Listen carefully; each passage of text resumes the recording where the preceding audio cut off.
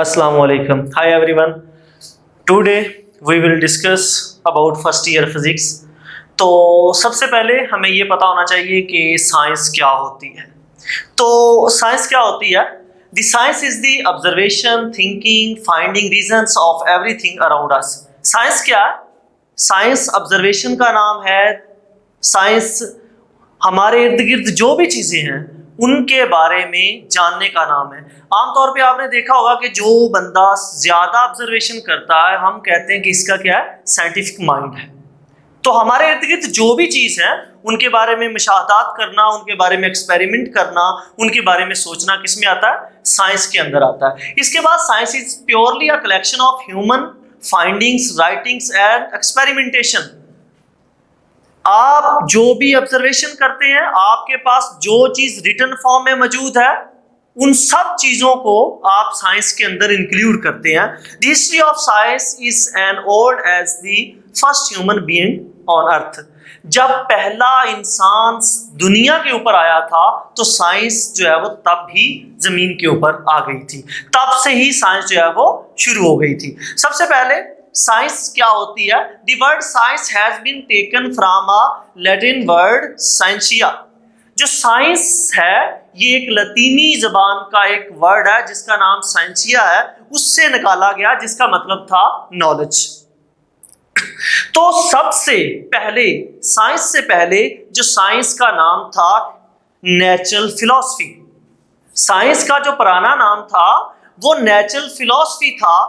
The knowledge gained through observation and experimentation is known as science. तो हमने जदीद दौर के अंदर जो साइंस की डेफिनेशन की है वो क्या है? The knowledge gained through observation and experimentation is known as knowledge. वो इल्म, वो नॉलेज जो हम ऑब्जर्वेशन से, हम मुशाहदात से हासिल करते हैं और जो नॉलेज हम एक्सपेरिमेंट से हासिल करते हैं, इनको हम साइंस का नाम दे देते हैं। अब ऑब्जर्वेशन क्या है?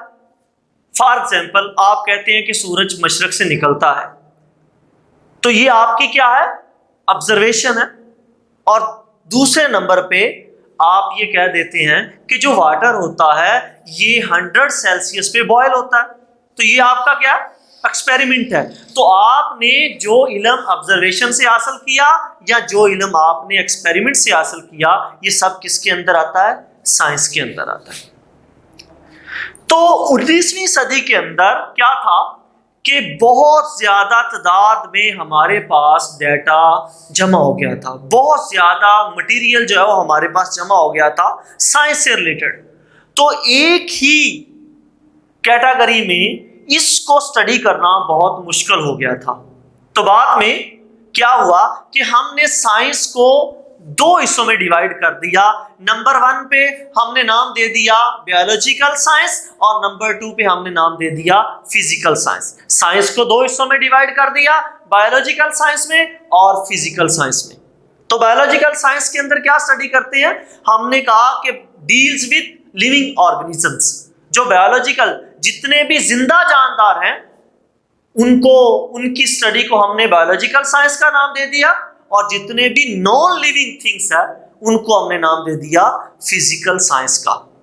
तो फर्दर जो बायोलॉजिकल साइंस थी उसको फर्दर डिवाइड कर दिया गया। उसकी आगे क्या हमने कहा कि जो बायोलॉजिकल साइंस है उसमें बॉटनी आता है, उसमें ज़ूलॉजी है, उसमें माइक्रोबायोलॉजी है। तो बॉटनी क्या है? ये बेसिकली तो बायोलॉजिकल साइंस है, लेकिन बॉटनी के अंदर हम किसको स्टडी करते हैं? Study of the plants. उसके बाद दूसरे नंबर पे ज़ूलॉजी। ज़ूलॉजी के अंदर हम किस चीज को स्टडी करते हैं? The study of animals. उसके बाद तीसरे नंबर पे माइक्रोबायोलॉजी। इसके अंदर हम क्या स्टडी करते हैं? माइक्रो ऑर्गेनिजम्स के बारे में स्टडी करते हैं। मतलब ये हुआ कि बायोलॉजिकल साइंस को लिविंग जो थिंग्स थी उनकी स्टडी को हमने पहले दो हिस्सों में साइंस को डिवाइड किया, फिर उसके बाद जो बायोलॉजिकल साइंस थी उसको मजीद 4 हिस्सों में डिवाइड कर दिया, जिसमें botany study of plants, zoology study of animals and microbiology study of organisms. उसके बाद दूसरे नंबर पे हमारे पास जो फिजिकल साइंस थी वो थी study of non living things.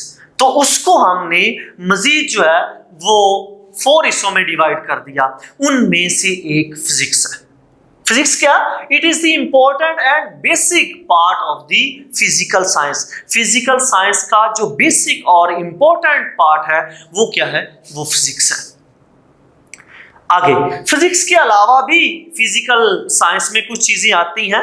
Number 1 पे क्या आता है? हमारे पास फिजिक्स, उसके बाद हमारे पास आता है केमिस्ट्री, उसके बाद हमारे पास जियोलॉजी, एस्ट्रोनॉमी और मैथमेटिक्स। मतलब आपने जो फिजिकल साइंस थी उसको 5 हिस्सों में डिवाइड कर दिया। उनमें सबसे जो इंपॉर्टेंट था, जो इंपॉर्टेंट पार्ट है वो है फिजिक्स। अब हम जानते हैं कि आज हमने पढ़ना है कि फिजिक्स क्या होती है। तो फिजिक्स के अंदर हम क्या स्टडी करते हैं? The branch of science in which we study with the matter, energy and interaction between them. Physics के अंदर हम स्टडी करते हैं मैटर के बारे में, एनर्जी के बारे में और उन दोनों का आपस में क्या रिलेशन है, इस चीज के बारे में हम स्टडी करते हैं। अगर हम बात करें मैटर की, तो मैटर क्या होता है? आपने मैटर के बारे में फिजिक्स की डेफिनेशन के अंदर क्या पढ़ा कि हम फिजिक्स के अंदर मैटर को स्टडी करते हैं और एनर्जी को स्टडी करते हैं, और मैटर और एनर्जी का आपस में क्या रिलेशन है इसके बारे में स्टडी करते हैं। अब मैटर क्या होता है ये भी आपने पढ़ा हुआ है कि everything that have a mass and occupy space. हर वो चीज जो मास रखती है और जगह घेरती है उसको नाम आप क्या देते थे? मास का। अब मैटर के अंदर क्या क्या चीजें आती हैं? जितने भी सॉलिड वो मैटर में आते हैं, लिक्विड मैटर में आते हैं, गैस मैटर में आती है, प्लाज्मा मैटर में आता है। तो मैटर की 4 टाइप्स हैं जिसमें solid, liquid, gas and plasma. अगले नंबर पे हम बात करते थे कि एनर्जी क्या होती है? The ability of a body to do work. किसी भी बॉडी की काम करने की जो सलाहियत होती है उसको हम क्या नाम दे देते थे? उसको हम नाम दे देते हैं एनर्जी का। अब एनर्जी की मेजर जो है वो 2 टाइप्स हैं, kinetic energy and potential energy.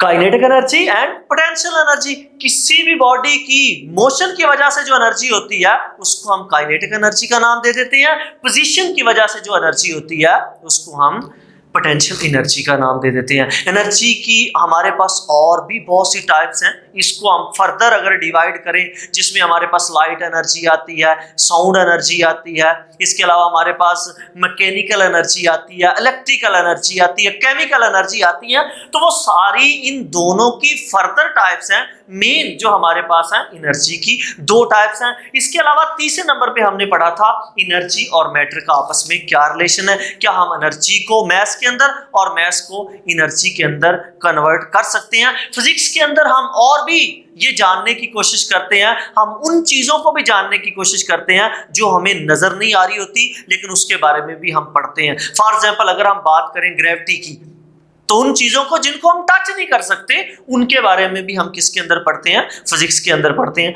तो आज का हमारा ये लेक्चर था। हम नेक्स्ट लेक्चर में फिजिक्स का पहला चैप्टर वेट एंड मेजरमेंट जो है उसको स्टार्ट करेंगे। अल्लाह हाफिज।